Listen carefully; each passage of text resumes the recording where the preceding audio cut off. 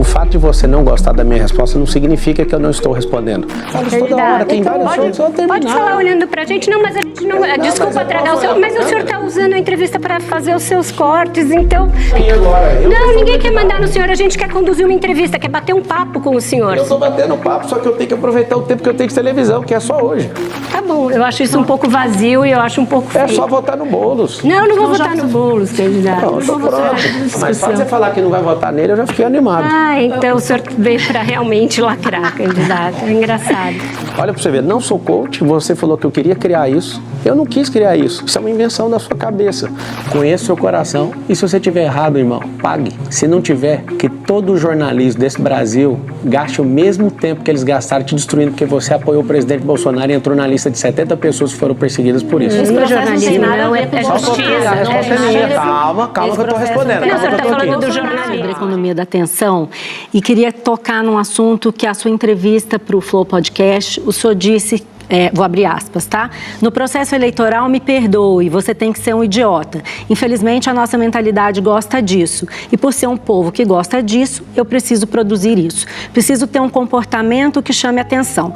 No debate de ontem, o senhor foi questionado sobre essa fala, mas o senhor chamou o jornalista de militante e não respondeu. Eu entendi que o senhor quis dizer que o senhor finge ser uma coisa que o senhor não é para conquistar voto. Economia da atenção. Mas eu te pergunto, não é exatamente isso que os políticos tradicionais do sistema, que o senhor diz que o senhor é contra, fazem?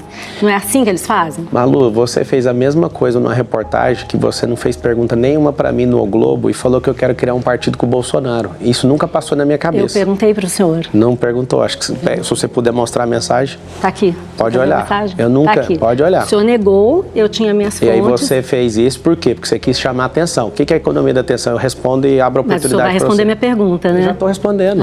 O fato de você não gostar da minha resposta não significa que eu não estou respondendo. Pro Josias eu também respondi. Eu falei que vocês fazem esse jogo, chama clickbait na internet. Joga uma headline, destrói a pessoa e depois vê o que vai dar.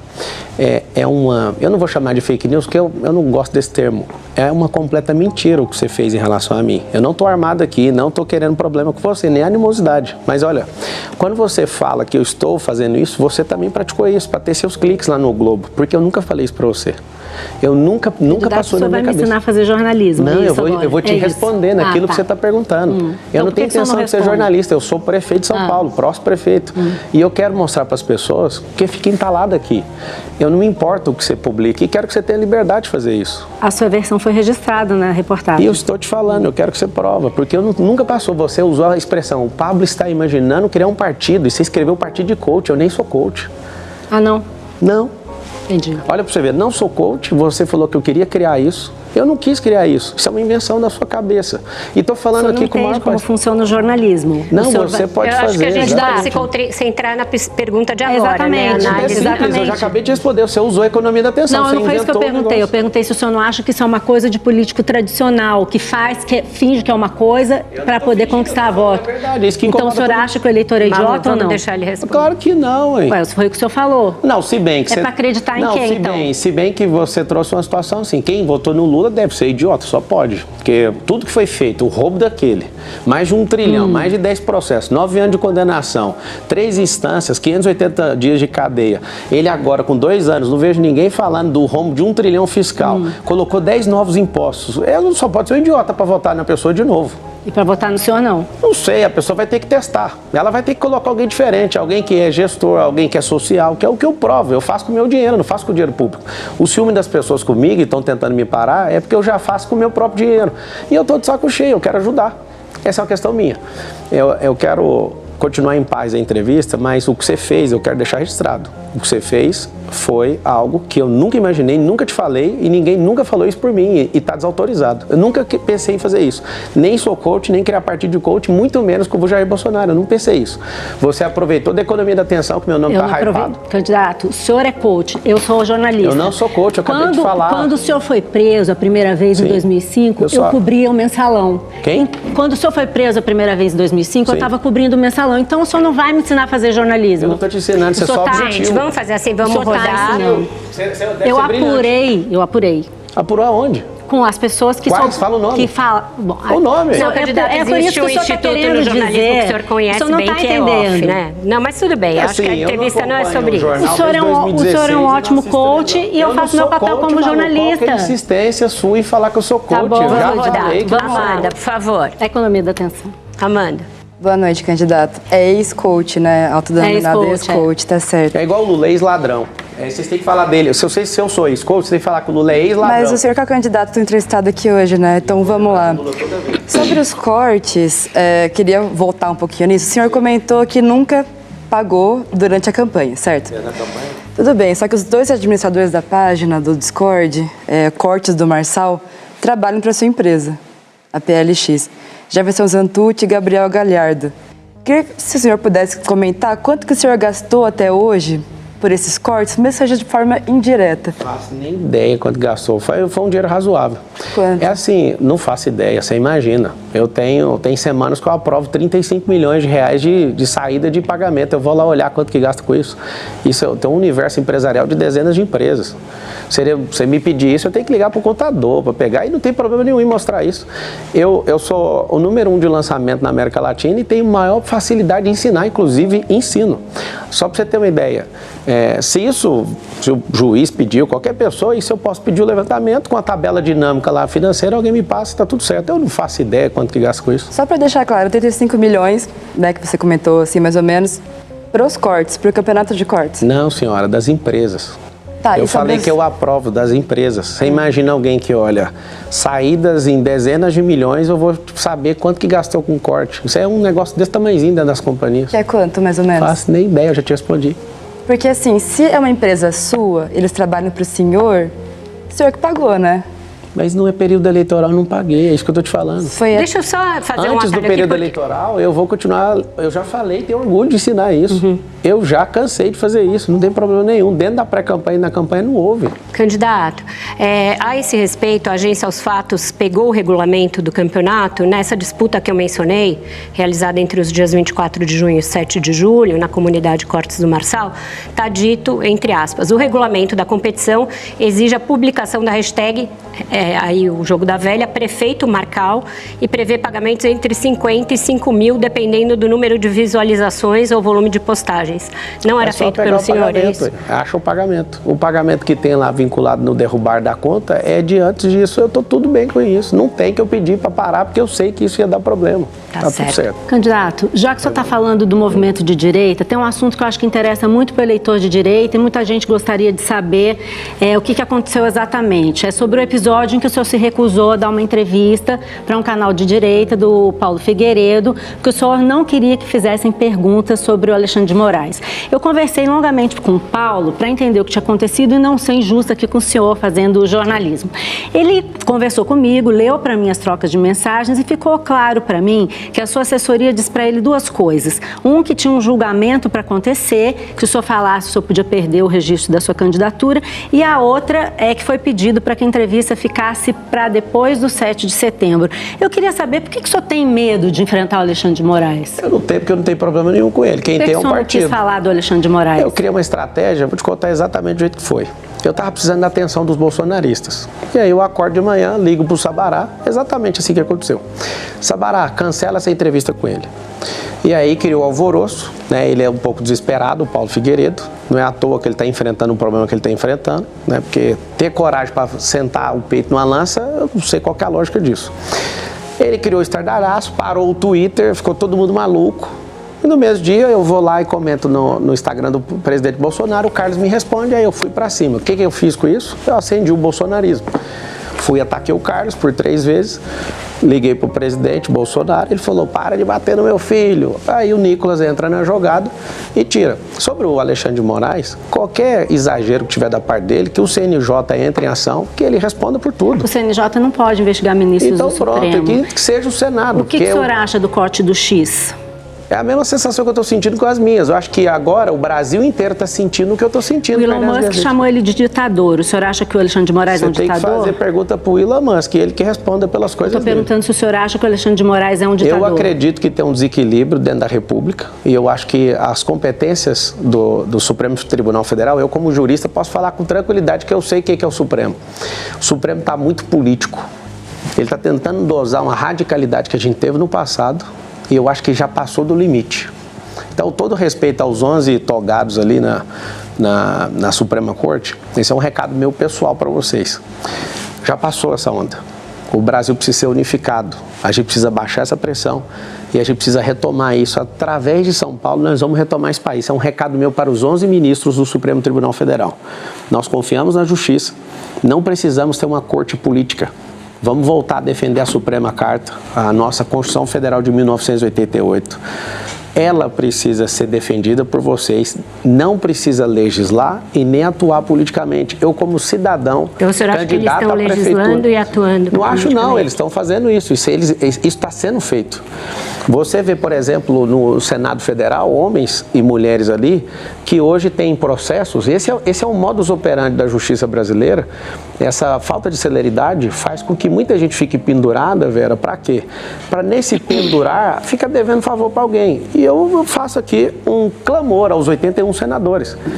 Se o povo está dizendo o que precisa ser feito, que vocês assumam aquilo que o povo está falando. Que vocês se levantem. Agora, como a gente tem poucos atores, tanto no Senado como no deputado federal, na Câmara Federal, a gente está com esse poder tripartido que é claudicante, mancando. Então, por favor, Congresso Nacional, se levantem. O senhor defende o impeachment do Alexandre? O senhor defenderia o impeachment? Quem defende o impeachment é o Senado. Mas qual que é a sua opinião? A minha opinião é que tem que ser apurado. Vocês divulgaram na Folha que assessores fizeram isso? O que eu vi hoje, que eu estou acompanhando? Vão chamar no Congresso Nacional. O segredo não é vamos criar ruptura o tempo inteiro. O Brasil já passou 2 processos de impeachment. Certo. Esses 2 processos criaram rupturas institucionais. O que eu defendo? Devido ao processo legal. Ah, vai impeachment. Isso aí quem define é o Congresso Nacional. Agora, parabéns, foi bem assertivo. Não sei se foi o Nicolas que pediu. Precisa ouvir todas as denúncias. E aqui vai os parabéns para a Folha de São Paulo. Ela publicou as denúncias. Teve coragem de fazer isso. Parabéns. Certo. Agora, tem que ter um outro ator, Congresso Nacional. Vai lá e entende o que está acontecendo. De novo, o impeachment não é jurídico. Você que está aqui em São Paulo e no Brasil inteiro, você tem que aprender o seguinte. Eu fiquei 5 anos na Academia de Direito. Quando você viu a Dilma sendo impeachmentada, ela não estava sendo impeachmentada por o direito, é político-jurídico. O que significa isso? Se não tiver disposição do Senado, o Brasil inteiro pode pedir isso. Não muita gente no mundo político acha que vários dos bolsonaristas, inclusive com quem eu converso, desconfiam que essa sua resistência em falar do Alexandre de Moraes pode ter a ver com aquele áudio que também a Folha publicou, que mostra o presidente do seu partido, Leonardo Avalanche, dizendo que costurou com o Michel Temer e o Alexandre de Moraes a decisão que decretou a intervenção que deu o partido para ele, em consequência permitiu a sua candidatura. O senhor soube dessa negociação? Eu sei que ele conheceu o Temer esses dias. Não faz nem sentido isso. Certo. Vamos prosseguir. Malu, a gente vai prosseguir. Eu fico ouvindo pelo site de fofoca por aí. Agora é o seguinte, eu quero terminar esse assunto aqui.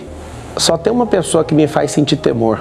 Essa pessoa é o Deus vivo, quem me chamou na política, a quem eu curvo a minha cabeça. Não tem ninguém nessa república que eu afino ou vou para. Deixa eu terminar, por favor. Não existe ninguém nessa república. Agora, eu já estou arrumando problema com o governador do estado. Estou arrumando problema com o prefeito da cidade. Com o presidente da república. Eu vou arrumar problema com o STF. Isso não é uma briga minha agora. Daqui 35 dias eu estou eleito, eu vou focar na cidade de São Paulo. E aqui vai meu recado para a Suprema Corte. Vamos fazer uma política diferente. Não dá para ser desse jeito, senão a gente vai atrapalhar o crescimento desse país. A gente tem que olhar o rombo de 1 trilhão que o Lula produziu nesses últimos 2 anos, que é mais de 1 trilhão. Se não frear, se não tiver responsabilidade fiscal, nós vamos perder esse país de novo e vai ter que acordar um povão e levantar contra esse governo do PT de novo. Só pergunta. Certo, candidato. O senhor foi na CNN, acredito, e teve uma briga ali, enfim, com a jornalista. E depois ela comentou, ela postou no blog dela, que terminou a gravação, que era ao vivo ali, enfim. O senhor chegou nela e falou assim, desculpa ali, meu jeito, era para os cortes. Essa grande pira dos cortes que o senhor comentou que foi o que trouxe... Colocar no primeiro lugar nas pesquisas, é isso mesmo, falei isso mesmo. Certo, sim, o senhor acabou de dizer isso, só que isso também implica numa falta de conteúdo e de debate do senhor que é muito assustadora. Então, por exemplo, o senhor não costuma responder nem entrevistadores direito, nem outros candidatos. O senhor vai para a entrevista ou debate para fazer corte e não para falar de proposta. Proposta, quem quiser, vai lá no site do TRE. Então, do TSE, eu queria falar sobre isso. Tem 99 páginas. O senhor ontem no debate da TV Gazeta falou exatamente isso. Que debate é um teatro, entre aspas. Deles, né? Meu não, é que eu tô sendo verdadeira, por isso que eu tô gostando. Tá, e que as pessoas têm que ir no site do TRE para ler plano de governo. Agora você me diz, quem que tem tempo de entrar no site do TRE e ler dezenas e dezenas de páginas de plano de governo de todos os candidatos? Porque não é só o seu. Então por que você priva os seus eleitores e todos os cidadãos de São Paulo de conhecer os seus projetos, as suas propostas? Isso não é antidemocrático? Vamos deixar ele responder. Só uma correção, cidadãos. Ela tem razão. Ao invés de entrar no site lá para olhar o plano de governo, você vai entrar no Pablo Marcal por SP e você vai ver, está embutido nesses próprios cortes. Estou sem, de novo, fundão eleitoral, padrinho político, tá o presidente e o ex-presidente cada um de um lado, não tem um tempo de TV, vocês vão ter que aguentar os cortes. E, de novo, se vocês não gostam dos cortes, façam perguntas mais tranquilas que... Só que tem muita gente que assiste debate, que assiste uma entrevista como essa de hoje, para justamente conhecer os candidatos. Eu sou de estar aqui, eu agradeço. Então, o senhor podia colaborar e responder as perguntas do jeito como... Eu estou respondendo do jeito que eu preciso responder, eu sou o candidato. Mas vamos esquecer o corte um pouquinho? Vamos não. Se você quiser esquecer o corte, eu preciso de ir embora. Se você quiser, eu posso levantar e sair. Você não vai... Eu não tenho marqueteiro, não tenho dinheiro para pagar marqueteiro não, para ficar contando piada, fazendo gracinha. Eu estou aqui com a cara e com a coragem, igual todo mundo quer vencer na vida. Você quer tirar a única coisa que você fazer? Tá, o senhor não pode falar sobre proposta, então, que era a única coisa que o senhor Amanda. deveria fazer. Mas então a gente também pode perguntar sobre proposta. Deixa eu aproveitar. Aqui que é interessante que a Amanda falou, que vai ficar um corte bem legal. É o seguinte, o que vocês precisam entender é que a gente precisa ver quem é viável, aguenta pancada, e a gente tem que discutir valor. Quem é de família, quem quer gerar emprego, serão 2 milhões de empregos. Sabe como que a gente vai fazer? Com um cinturão empresarial.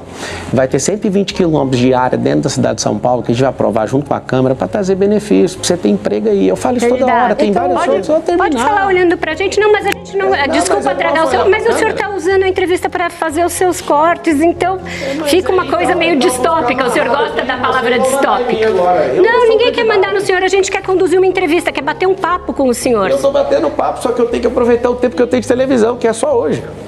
Tá bom, eu acho isso um pouco vazio e eu acho um pouco feio. É só votar no Boulos. Não, não vou votar no Boulos, candidato. Não, Não vou votar. Não sei que eu vou votar, mas não é isso que está em Mas só discussão. você falar que não vai votar nele, eu já fiquei animado. Ah, então o senhor veio para realmente lacrar, candidato. É engraçado. A gente pode ficar aqui brincando, Não. então. Diga. Não, sei lá, eu tenho umas discussões de proposta aqui. Estão podendo, pode fazer? Faltam 30 segundos, a gente vai fechar esse bloco, vai para o intervalo e volta já já. Uma proposta, não, é sobre proposta ainda. O senhor gosta muito de falar de uma proposta, que é o prédio de 1 quilômetro que o senhor vai construir na cidade de São Paulo. Seria o prédio mais alto do mundo, o mais alto hoje está em Dubai, no Emirados Árabes, o Burj Khalifa, 880 metros. Aqui eu entendi que era 880, mas tudo bem. É 800, mais de 800 metros. Passar na checagem ali na hora de voltar pro intervalo. Ah, tá bom. Já fez o corte? Posso continuar? Pode. Beleza, então vamos lá. A Arábia Saudita está tentando erguer desde 2013 um arranha-céu de 1 quilômetro, como o senhor, mas as obras já estão rolando desde 2013, 6 bilhões de reais, não tão próximas de terminar. Isso num país como a Arábia Saudita, que tem petrodólares, é uma ditadura, tem trabalho análogo à escravidão e ainda por cima nós temos um plano diretor em São Paulo que não permite que essa obra seja realizada no centro e para realizar fora tem uma série de compensações, centenas de milhares de metros de terreno que precisa ser fornecido como contrapartida. E aí eu queria saber do senhor, São Paulo tem sérios problemas, o senhor falou aí de mobilidade, segurança, falamos de educação, como que esse prédio ajuda a resolver esse problema? O que vai ter dentro desse prédio? Vai ter gente. Vai fazendo um prédio de 1 quilômetro para resolver os problemas da cidade? Toda obra ela representa um marco. O Brasil vai se tornar a maior potência mundial até 2050, se vocês ouviram o que eu estou falando. Vocês nunca mais Nunca mais na vida de vocês vão me ver sendo candidato a prefeito da cidade de São Paulo. Alguém que conquistou o que eu conquistei, vindo da onde eu vim, não tem coragem de fazer o que eu estou fazendo. Isso aqui é perda total para a pessoa. Vou responder, calma. Eu já fiquei hospedado no Burj Khalifa. E lá tem 828 metros, salvo engano, que às vezes ele cresceu 10 metros de dilatação aí, né? Eu já fiquei lá no Hotel Armani, foi uma experiência assustadora. Só quero contar uma coisa para você. Ninguém iria ao deserto se não tivesse uma obra poderosa dessa. Porque eu quero movimentar o turismo na cidade de São Paulo, abençoar a zona sul de São Paulo, essa área, o que a Malu falou muito bem, a questão do zoneamento, ele é revisto de 10 em 10 anos, mas não precisa preocupar, porque quem define isso é a Câmara, e quem define isso é a Prefeitura, junto com a Câmara. Eu vou revisitar isso por interesse de São Paulo. Você faz um prédio desse, você cria disrupção na construção civil, você aumenta o emprego, leva 10 anos uma obra dessa, tá? 20 bilhões de reais. Que já tem mais de 10, né? Tem 11 lá na Arábia Saudita. Então, esse é o valor, e vou explicar por quê. A FG, lá em Balneário Camboriú, já fez um de 300 metros e está agora fazendo um de mais de 500. Inclusive, eu estou entrando nesse projeto para todo mundo entender que é um negócio sério. Lá em Balneário, numa praia apertada, eles vão construir um de mais de 500 metros de altura e vai ser o maior residencial do mundo. Gente que é visionária, às vezes espanta a maioria das pessoas que não entendem do que a gente fala. Porque a gente quer criar um marco, esse prédio vai chamar Brasil, inclusive. Todo o mundo fala de Burj Khalifa e eles vão falar que o maior prédio do mundo chama-se Brasil. A novidade, não vai custar nem R$1 do seu dinheiro. Isso aí vai ser parceria público-privada, mas tem que ter uma iniciativa de alguém. Vou explicar algo para vocês. O Brasil perde em turismo por um elevador na França. O elevador da Torre Eiffel. Aqui tem menos turista internacional, tá? Do que o elevador da Torre Eiffel. O que significa isso? Nós precisamos criar vocação nisso e construir isso, além de trazer muito emprego, mudar completamente a imagem da cidade de São Paulo, abençoar essa zona sul de São Paulo, região periférica, onde não tem investimento. Ali você começa a criar um prédio, você começa a criar uma quadra e aí você vai valorizar seu imóvel. Você que está aí, ó. Você que está aí para baixo no Campo Limpo, você que está aí no Jabaquara, você que está aí, sabe o que acontece quando uma obra dessa acontece perto de você? Seu imóvel que vale 300, 400, vai passar a valer R$1 milhão. Só que todo mundo só quer investir no lugar dos playboy, não quer investir aí. Eu quero levar a prefeitura para a Zona Norte para valorizar a Zona Norte. Eu quero levar o maior prédio do mundo para lá, sem gastar nenhum real de dinheiro público, só disposição. E me dá uma caneta apertando 28 no dia 6 de outubro, que se a caneta estiver na minha mão, nós vamos fazer. Se vocês não me derem a chance de ser prefeito, nós vamos fazer do mesmo jeito. Eu vou arrumar um jeito de fazer isso aí. Eu vi e quem viu não tem como voltar atrás. Entendi. Agora a gente vai para o intervalo, volta já com mais Pablo Marçal no Roda Viva. A gente já falou sobre o envolvimento do PCC, do seu presidente do seu partido com o PCC e todas as suspeitas que existem. Mas na última semana surgiu uma outra informação que liga diretamente com o senhor.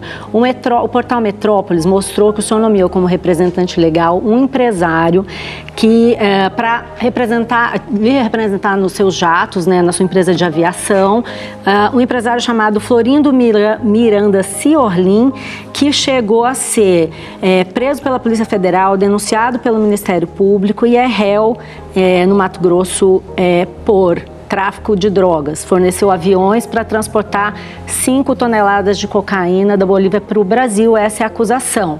Quando o senhor contratou, nomeou representante legal, na verdade não contratou, nomeou representante legal em 28 de outubro de 2021, ele já era réu nesse processo. O senhor ainda não falou sobre isso, eu queria saber se o senhor sabia disso e se o senhor continua com ele como seu representante legal. Você leu a procuração? Está aqui a procuração, exatamente. Qual que é o poder que eu dei para ele? Para lhe representar, nomeia e constitui como procurador. Para fazer o quê? Para obtenção de documentos e todos os atos que se fizerem necessários para representá-lo junto à Agência Nacional de Aviação Civil, Agência Nacional de Telecomunicações, ou seja, ele representa os seus aviões, uma pessoa que fornecia aviões para o tráfico. Ele é despachante aéreo.